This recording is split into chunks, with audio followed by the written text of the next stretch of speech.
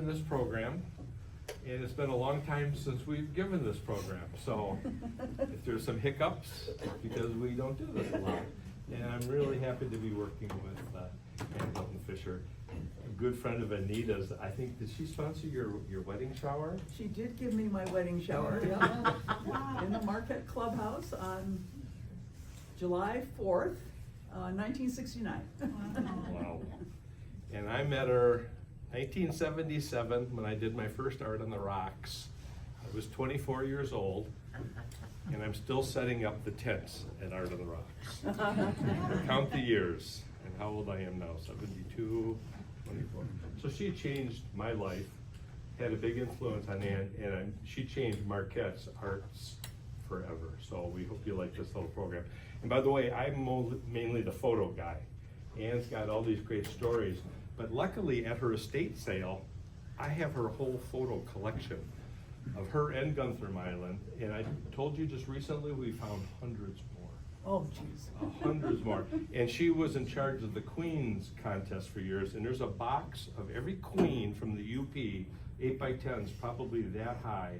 So we've used that to make this show. But we're just starting off with a couple interesting photographs of her. If you don't remember Anita, this was taken by Christine Sari, and these are just some shots of her before we get into the history during the centennial, what she looked like in her younger days. And I think this was at the Brookstone. Is that there? There was a Brockton, the Brockton. It was a nightclub, and she was out on the town, and I took this little picture out of. Right, and she described this as a den of iniquity. She said, "It's a den of iniquity, you know." But these are some of the earliest shots we found of Anita, and you could just see the art part of her. And maybe you want to explain why she had such an art history. So she grew up in Milwaukee in a German-speaking home. Her father was an artist. Her father had gone to the St. Louis World's Fair. Take me to St. Louis, Louis, take me to the fair. Her father had gone there and learned how to paint frescoes. You know, Michelangelo on the Sistine Chapel, and he made his living doing frescoes for churches in Milwaukee.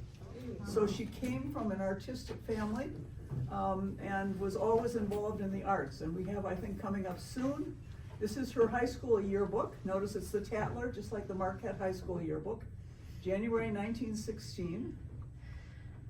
And this is her on the bottom, Anita Olke.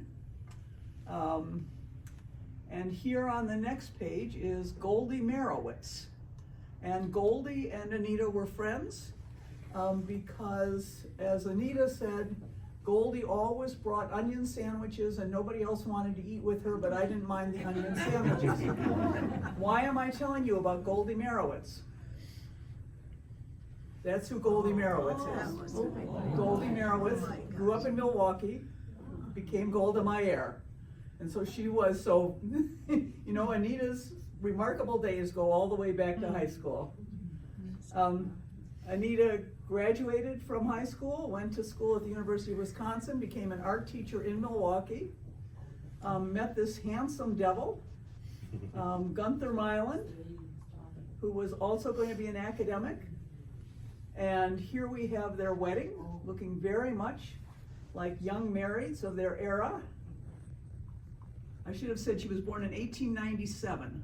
I ended up with her honeymoon album, and I just found it recently, and I only had a couple photos when Ann and I did the story. Here's one of Anita.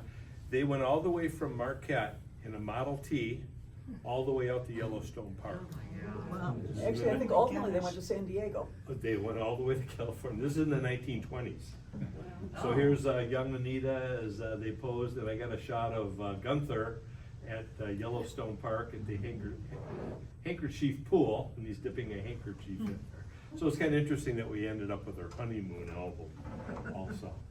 But this is a portrait taken of her in Marquette, one of the earliest shots. I forget the studio, Rembrandt Studio in Marquette. So we think this is about the time she got to town here.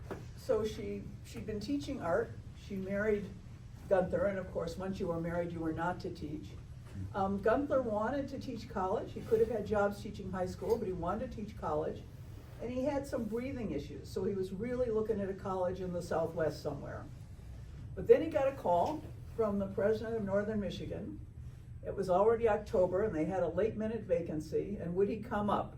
So he took the train up from Milwaukee. The president, he said, took him to the top of Presqu'île, and he looked at it and said, we have to move there. He came back and said to Anita, we are going not southwest, we are going north. We are going to Marquette, Michigan, and I'm going to be a professor of English at Northern State Normal School, which is probably what it was at the time. And so